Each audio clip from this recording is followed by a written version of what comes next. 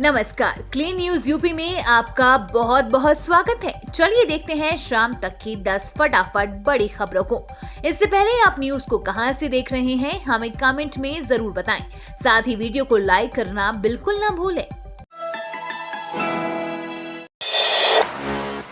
UP free boring योजना के तहत किसानों को मिलेगा 10,000 तक का अनुदान। केंद्र सरकार की तरफ से यूपी सरकार भी किसानों के लिए कई तरह की योजनाएं चलाती है। ऐसा ही एक राज्य सरकार की छोटी और सीमांत किसानों के लिए फ्री बोरिंग योजना है, जिसके तहत जिन किसानों का न्यूनतम जोत सीमा 0.2 हेक्टेयर, उन्हें फ्री बोरिंग का लाभ मिलेगा। हालांकि किसानों को बोरिंग के लिए पंप सेट की खुद खरीदना पड़ेगा। फ्री बोरिंग योजना के तहत लघु किसानों को 5,000 का अनुदान मिलेगा, वहीं सीमांत किसानों को 7,000 और अनुसूचित जाति अनुसूचित जनजाति से ताल्लुक रखने वाले किसानों को 10,000 का अनुदान मिलेगा। सीएम योगी का सख्त निर्देश, जीआईएस 2023 के दौरान लखनऊ समेत बड़े शहरों में कहीं न बिगड़े यातायात व्यवस्था। यातायात प्रबंधन को लेकर पूर्व में कई बड़े मौकों पर हुई चूक ग्लोबल इन्वेस्टर समिट व G20 सम्मेलन के दौरान कहीं न हो, इसके लिए विशेष सतर्कता बरती जा रही है। लखनऊ समेत अन्य बड़े शहरों में यातायात प्रबंधन को लेकर मुख्यमंत्री योगी आदित्यनाथ ने विस्तृत कार्य योजना के तहत कदम बढ़ाने के निर्देश दिए हैं। प्रमुख सचिव गृह संजय प्रसाद ने अधीनस्थों को निर्देश दिया है कि सुनिश्चित किया जाए कि देश विदेश से आ रहे निवेशकों को आवागमन में किसी प्रकार की कोई असुविधा न हो। लखनऊ समेत अन्य प्रमुख शहरों में यातायात संचालन के ऐसे बेहतर प्रबंध किए जाए कि निवेशकों के साथ ही लोगों को भी आवागमन में किसी प्रकार की असुविधा न हो। यूपी में हर परिवार के कम से कम एक सदस्य को मिलेगा रोजगार। यूपी में हर परिवार के न्यूनतम एक सदस्य को रोजगार से जोड़ने की बड़ी योजना पर काम कर रही योगी सरकार ने परिवार आईडी एक परिवार एक पहचान बनवाने के लिए ऑनलाइन पोर्टल family-id.up.government.in जारी कर दिया है। ऐसे सभी परिवार जो राष्ट्रीय खाद्य सुरक्षा योजना के पात्र नहीं है, यानी जिनके पास राशन कार्ड नहीं है, वह परिवार आईडी बनवा सकेंगे, जबकि राशन कार्ड धारक परिवारों की राशन कार्ड आईडी ही उनकी परिवार आईडी मानी जाएगी। जरूरी है आईडी बनाना। एक परिवार एक पहचान योजना के तहत प्रत्येक परिवार को एक विशिष्ट पहचान जारी की जाएगी, जिससे राज्य की परिवार इकाइयों का एक लाइव व्यापक डेटाबेस बनेगा।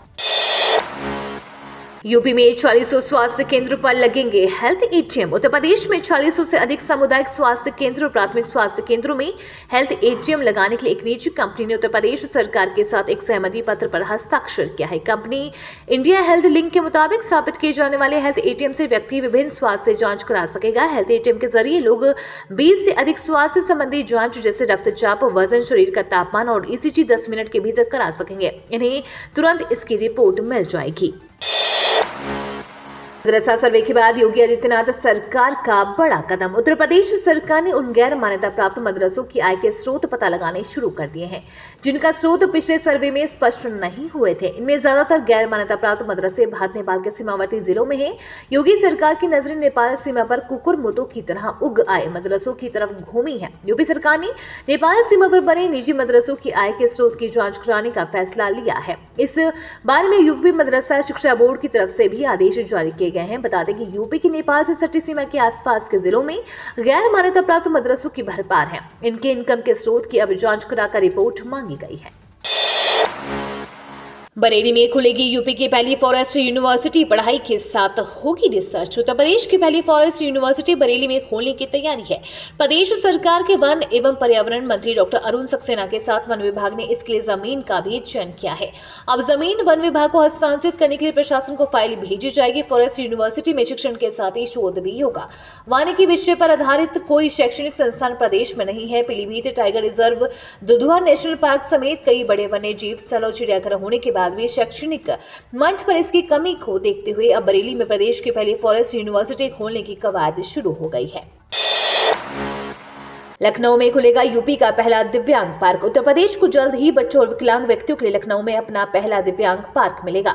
लखनऊ नगर निगम स्मार्ट सिटी प्रोजेक्ट के तहत पार्क खोलने की योजना बना रहा है। महाराष्ट्र में इसी तरह के एक से प्रेरित पार्क में 21 विभिन्न प्रकार के विकलांग लोगों के लिए किसी भी देखभाल करने वाले के समर्थन के बिना कार्यक्रम स्थल पर सीखने और आनंद लेने की सुविधा होगी। परियोजना के लिए 11 करोड़ रुपए स्वीकृत किए गए हैं, जो 2.5 एकड़ भूमि में फैला होगा, जिसमें विकलांगों के लिए सभी प्रकार की सुविधाएं होंगी। ग्लोबल इन्वेस्टर समिट के लिए लखनऊ तैयार, 25,000 वर्ग मीटर में बनाई टेंट सिटी। 10 से 12 फरवरी तक होने वाली ग्लोबल इन्वेस्टर समिट की तैयारी पूरी हो चुकी है। वृंदावन कॉलोनी के डिफेंस एक्सपो ग्राउंड में इसका आयोजन होगा। यहाँ 25,000 वर्ग मीटर में 5 बड़े पंडाल और टेंट सिटी बसाई गई है।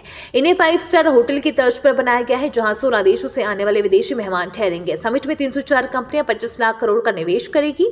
पीएम मोदी समिट का उद्घाटन करेंगे। उनके साथ रक्षा मंत्री राजनाथ सिंह और सीएम योगी कार्यक्रम का नेतृत्व करेंगे। अभी तक ये कार्यक्रम इंदिरा गांधी प्रतिष्ठान में होता था, लेकिन 15,000 लोगों के लिए ये जगह छोटी पड़ रही थी, जिसके चलते कार्यक्रम को वृंदावन कॉलोनी स्थित डिफेंस एक्सपो ग्राउंड में शिफ्ट किया गया। कूड़ा फेंकने वालों पर सीसीटीवी से होगी निगरानी। नोएडा में कूड़ा फेंकने वालों पर अब तीसरी आंख की नजर रहेगी। इसके लिए मुख्य स्पॉट पर 100 सीसीटीवी कैमरे लगाए जा रहे हैं। प्राधिकरण ने कंपनियों को आमंत्रित किया है। कंपनियां 16 फरवरी तक आवेदन कर सकती हैं।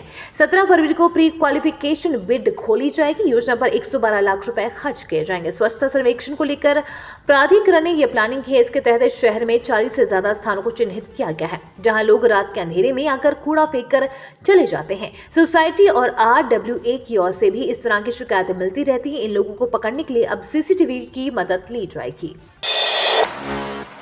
10 फरवरी से पहले रजिस्टर्ड किसान करा ले KYC, वरना अटक सकती है 13वीं किश्त। बहुत जल्द केंद्र सरकार पीएम किसान सम्मान निधि योजना के तहत 13वीं किश्त किसानों के खाते में डालने वाली है। हालांकि इसकी डेट का अभी तक आधिकारिक ऐलान नहीं हुआ है, लेकिन किसानों के खाते में 13वीं किश्त तभी आएगी जब लाभार्थी किसान अपने बैंक अकाउंट की KYC को अपने आधार कार्ड से लिंक करा लेंगे। बता दें कि KYC और आधार कार्ड को लिंक कराने की आखिरी तारीख 10 फरवरी है।